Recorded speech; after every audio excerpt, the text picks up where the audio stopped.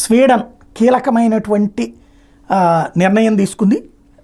ఏదైతే చొరబాటుదారులు లేదా శరణార్థులుగా వచ్చినటువంటి వాళ్ళు వాళ్ళ మతాచారాలు పాటించడానికి మేము అనుమతిస్తాం, అయితే అది స్వీడన్ వాల్యూస్కి తగ్గట్టుగా ఉండాలి, అంతేగాని మీ యొక్క భావజాలాన్ని మా మీద రుద్దడానికి కుదరదు. ఇది తాజాగా తేల్చి చెప్పింది.